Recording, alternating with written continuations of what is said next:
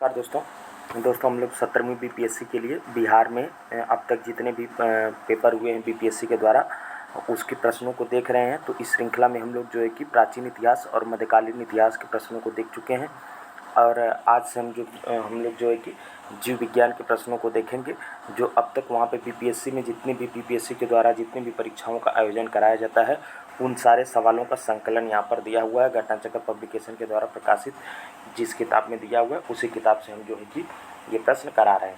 तो चलिए दोस्तों, देर न करते हुए आज के सेशन की शुरुआत करते हैं।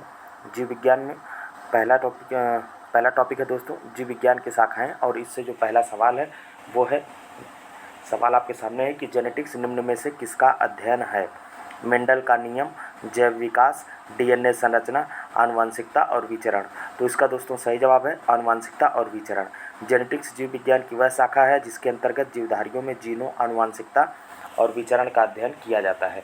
और दूसरा क्वेश्चन है दोस्तों, ऑर्निथोलॉजी अध्ययन है पत्तियों का, हड्डियों का, पक्षियों का और उपर्युक्त में से एक से अधिक, उपर्युक्त में से कोई नहीं। तो इसका सही जवाब है दोस्तों पक्षियों का। पक्षी विज्ञान को जो है कि ऑर्निथोलॉजी कहते हैं और प्राणी शास्त्र की यह एक शाखा है जो पक्षियों के अध्ययन से संबंधित है। पोमोलॉजी निम्नलिखित में से किसका अध्ययन है? पत्तियों का, फलों का, फूलों का, उपर्युक्त में से कोई नहीं। तो इसका सही जवाब दोस्तों फलों का। पोमोलॉजी वनस्पति विज्ञान की एक शाखा है जिसमें फलों एवं उसकी खेती का अध्ययन किया जाता है। पोमोलॉजी विज्ञान पर शोध एवं अभ्यास करने वाले व्यक्ति को पोमोलॉजिस्ट कहते हैं। अब देखते हैं दोस्तों जैव विकास नामक चैप्टर से जो सवाल बने हैं अब तक बीपीएससी में जितने पूछे गए हैं उनको देखेंगे। जीवों में अत्यधिक विविधता का कारण है अनुकूलन, सहभागिता, उत्परिवर्तन, बहुगुण सूत्रता। तो इसका सही जवाब है दोस्तों उत्परिवर्तन, जिसे म्यूटेशन कहते हैं। देखिए, वैज्ञानिकों का वह समूह जिसने प्रकृतिवाद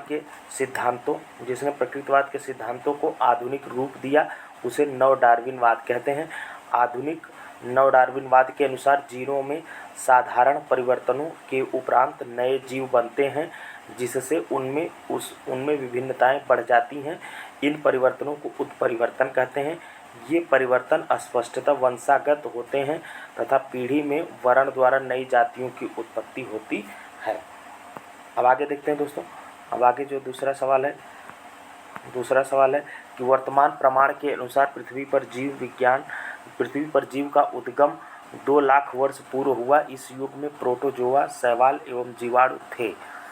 तो इसमें दोस्तों जो है कि जो भी विकल्प दिया है उन विकल्पों में से कोई भी सही नहीं है।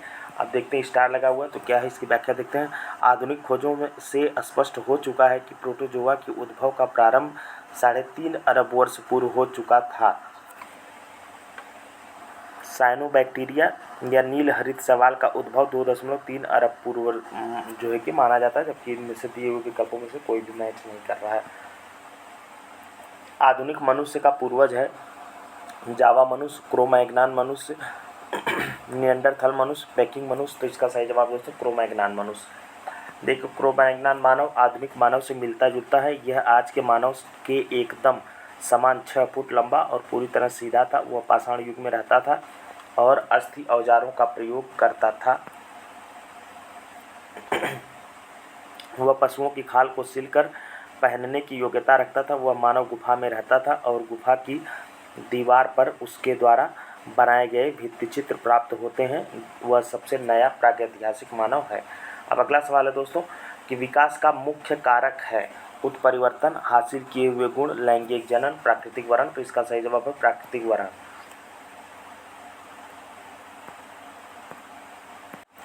तो इसका सही जवाब दोस्तों प्राकृतिक वरण।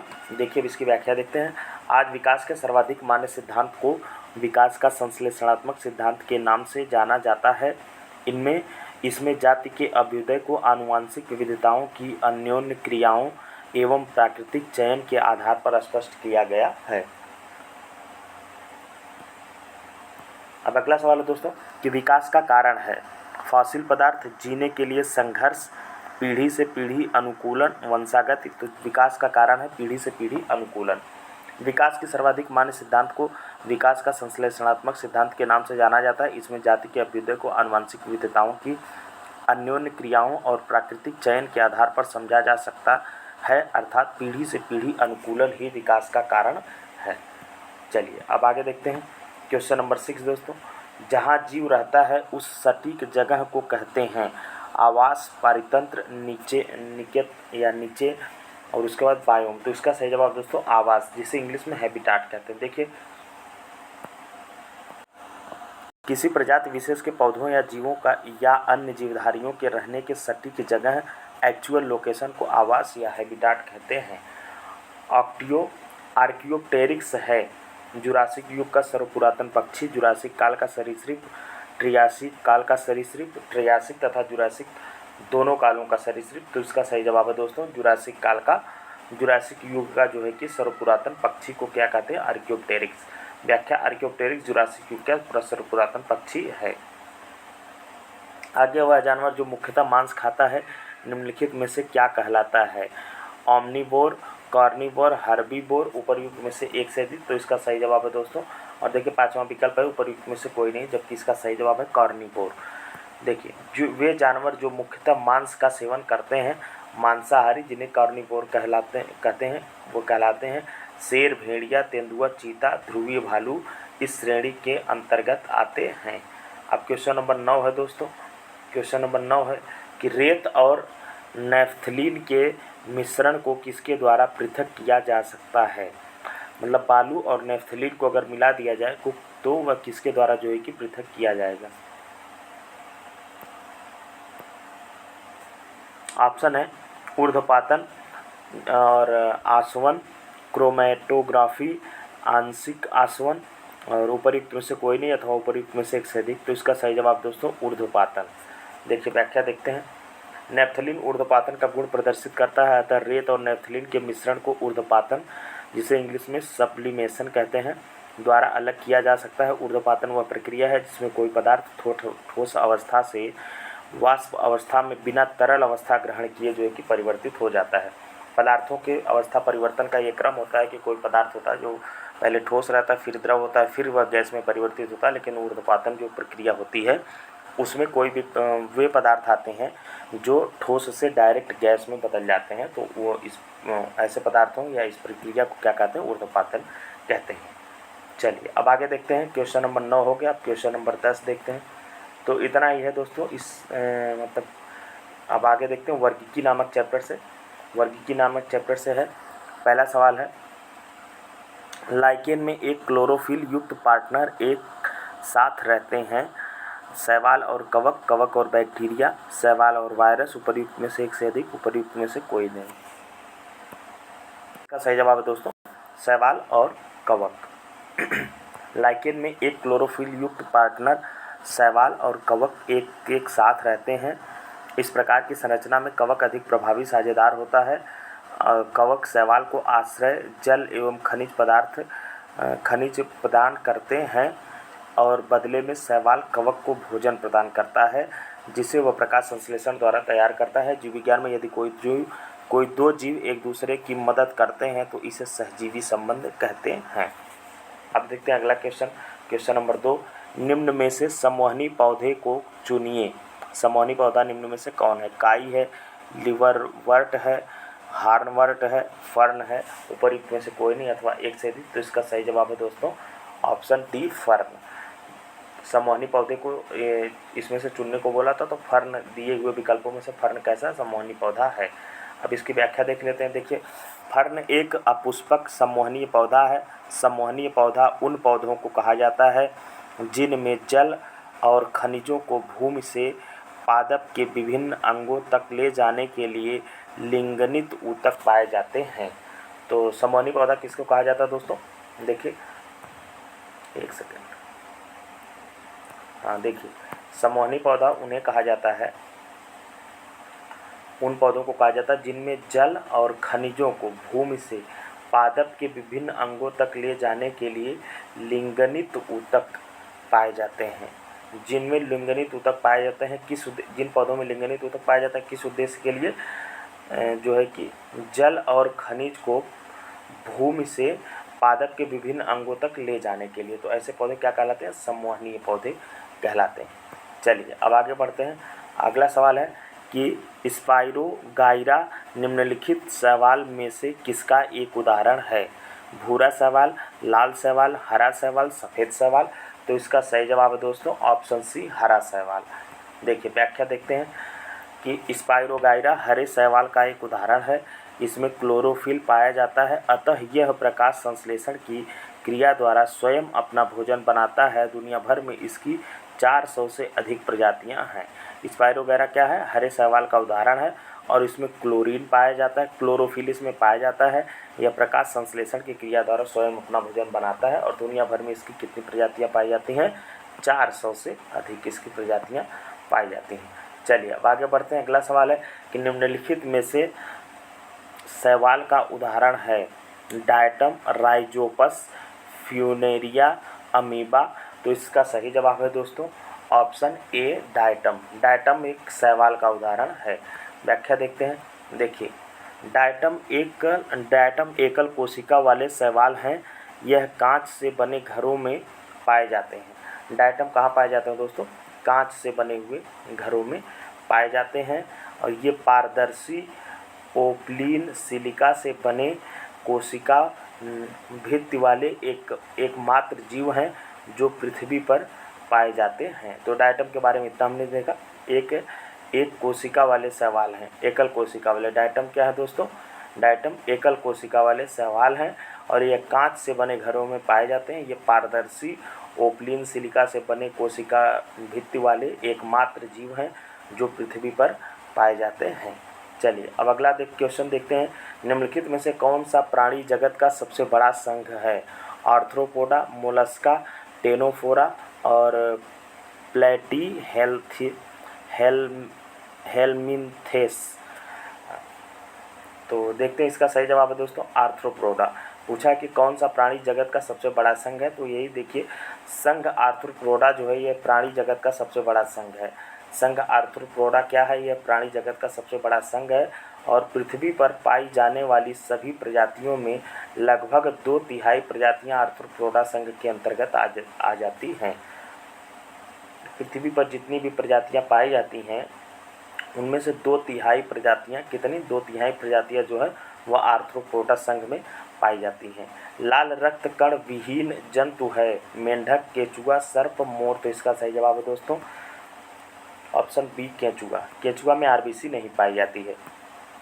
अब देखिए अगला सवाल है कि सबसे छोटा जीव जो स्वयं विकास एवं प्रजनन करने में समर्थ है कह रहा है कि वह सबसे छोटा जीव जो स्वयं विकास एवं प्रजनन करने में समर्थ है। विषाणु, जीवाणु, माइकोप्लाज्मा, बैक्टीरियोफेज। तो इसका सही जवाब दोस्तों माइक्रोप्लाज्मा।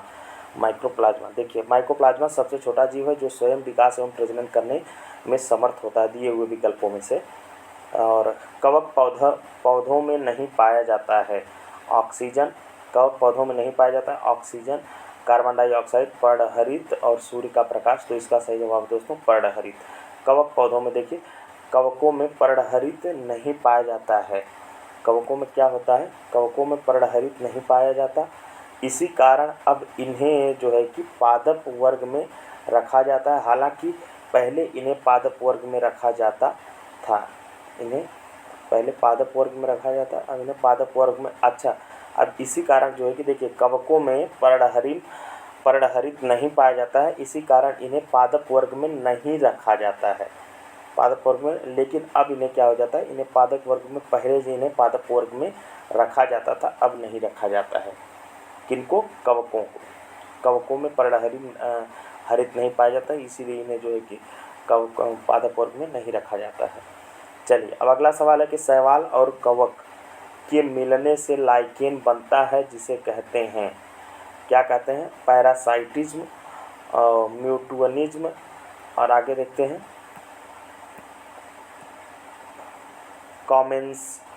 कॉमेंसलिज्म, कॉन्वर्सन। तो इसका सही जवाब है दोस्तों ऑप्शन बी। ऑप्शन बी में क्या था? ऑप्शन बी में था म्यूटुअलिज्म। देखिए व्याख्या देखते हैं। देखिए शैवाल और कवक के मिलने से लाइकेन बनता है। लाइकेन किससे बनता है दोस्तों? शैवाल और कवक के मिलने से लाइकेन बनता है जिसे म्यूटुअलिज्म कहते हैं। इसमें शैवाल तथा कवक दोनों ही समान रूप में लाभान्वित होते हैं। इसमें शैवाल और कवक दोनों ही क्या है? समान रूप में लाभान्वित होते हैं। शैवाल कार्बनिक पदार्थों का संश्लेषण करते हैं। शैवाल क्या करते हैं? कार्बनिक पदार्थों का संश्लेषण करते हैं जो स्वयं तथा कवकीय घटक के लिए पर्याप्त होता है। कार्बनिक भोजन के बदले में कवकीय घटक शैवाल को जल व खनिज उपलब्ध कराते हैं। कार्बनिक भोजन के बदले में कवकीय घटक जो होते हैं वो शैवाल को जल एवं खनिज उपलब्ध कराते हैं। चलिए अब आगे देखते हैं क्वेश्चन नंबर 10। क्वेश्चन नंबर 10 में है दोस्तों कि जल से बाहर निकाले जाने पर मछलियां मर जाती हैं क्योंकि उन्हें ऑक्सीजन अधिक मात्रा में प्राप्त होती है, उनका शारीरिक ताप बढ़ जाता है, वे श्वास नहीं ले पाती हैं, वे जल में नहीं चल पाती हैं। तो इसका सही जवाब दोस्तों वे श्वास नहीं ले पाती हैं। देखिए क्यों नहीं ले पाती हैं, व्याख्या देखा जाए। देखिए हवा में लगभग 21% ऑक्सीजन है तथा पानी में भार की तुलना में लगभग 0.5 से लेकर के 0.9% तापमान पर निर्भर करते हुए ऑक्सीजन है। और किंतु अधिकतर मछलियां यदि पानी से बाहर निकाल दी जाएं तो वे ऑक्सीजन की कमी से होने वाली घुटन के कारण मर जाती हैं। इसका कारण यह है कि जहां पानी में बहाव के साथ साथ गैसों का आदान प्रदान भी हो जाता है, पतले चपटे गलफड़े एवं एक गीले कागज की भांति कार्य करते हैं। पानी से बाहर निकलने पर ये सब गलफड़े आपस में जुड़ जाते हैं, जिसके कारण सतही क्षेत्र कम हो जाता है और घटे हुए सतही क्षेत्र के कारण गैसों का आदान प्रदान कम हो पाता है और मछली की मृत्यु हो जाती है। तो ये कारण है कि जो है कि मछली जैसे ही जल के बाहर आती है तो वह मर जाती है। देखिए अब आगे है कि मधुमक्खी कॉलोनी के सदस्य एक दूसरे को किस प्रकार पहचानते हैं, गंध से, दृष्टि से, नर्तन से, स्पर्श से। तो इसका सही जवाब दोस्तों गंध से। देखिए लगभग सभी पक्षियों में सूचनाओं के आदान प्रदान के लिए विधियां होती हैं। लगभग सभी पक्षियों में जो है कि सूचनाओं के आदान प्रदान के लिए विधियां होती हैं। ये दृष्टि, आवाज़, स्पर्श अपने गंध द्वारा सूचनाओं का आदान प्रदान करते हैं। मधुमक्खियां भोजन की दिशा तथा उसके स्रोत को बताने के लिए विभिन्न नृत्य मुद्राएं करती हैं, जबकि एक दूसरे को गंध से पहचानती हैं। तो इस तरह से हमने इस सवाल को देखा। अब देखते हैं क्वेश्चन नंबर 12 कि डॉल्फिन वर्गीकृत किए जाते हैं मत्स्य में, उभयचर में, सरीसृप में, स्तनी में। तो डॉल्फिन किस में वो किए जाते हैं वर्गीकृत, वो स्तनी में किए जाते हैं। इसकी व्याख्या देखते हैं क्वेश्चन नंबर 12। देखिए डॉल्फिन स्तनपायी जलीय जंतु है। डॉल्फिन क्या है दोस्तों, ये एक स्तनपायी जलीय जंतु है। डॉल्फिन की अनेक उपजातियां पाई जाती हैं। डॉल्फिन की अनेक उपजातियां पाई जाती हैं। इनमें से गंगा डॉल्फिन भारत की राष्ट्रीय जलीय जीव है। गंगा डॉल्फिन क्या है, भारत की राष्ट्रीय जलीय जीव है। अब देखिए अब आगे है क्वेश्चन नंबर 13। मेंढक और टोड निम्नलिखित में से किस उभयचर के उदाहरण हैं। तो ये दोस्तों अनुरा उभयचर के उदाहरण है। व्याख्या देखा जाए, मेंढक और टोड अनुरा वर्ग के उभयचर के उदाहरण हैं। अनुरा वर्ग की प्रमुख विशेषता है इनमें 4 पाद पाए जाते हैं और इनके जो है कि अगले पाद पिछले पाद की तुलना में लंबे होते हैं, जिससे उन्हें छलांग लगाने में सहायता मिलती है। तो अनुरा दोस्तों मेंढक और टोड जो है कि किस वर्ग के हैं, ये हैं अनुरा वर्ग के। चलिए अब आगे देखते हैं क्वेश्चन नंबर 14। क्वेश्चन नंबर 14 में पूछा है कि ब्रायोफाइट में जीवाणु मातृकोशिका होती है। ब्रायोफाइट में जो है कि जीवाणु मातृकोशिका होती है। ऑप्शन है अगुणित, दूसरा ऑप्शन है द्विगुणित और तीसरा ऑप्शन है त्रिगुणित और चौथा ऑप्शन है उपयुक्त में से एक से अधिक, और ई वाला वही है कि उपयुक्त में से कोई नहीं। तो इसका सही जवाब है दोस्तों ऑप्शन बी। ब्रायोफाइट में जो है कि ब्रायोफाइट में जीवाणु मातृकोशिका द्विगुणित होती है। ब्रायोफाइटा में मांस तथा लिवरवर्ट आते हैं जो प्रायः पहाड़ियों में नम तथा छायादार क्षेत्रों में पाए जाते हैं। ब्रायोफाइटा को पादप जगत का जल स्थल चर भी कहते हैं। ब्रायोफाइटा को क्या कहते हैं, देखिए ब्रायोफाइटा को पादप जगत का जल स्थल चर भी कहते हैं। चलिए अब आगे देखते हैं। अब आगे है दोस्तों कोशिका नामक चैप्टर से सवाल है।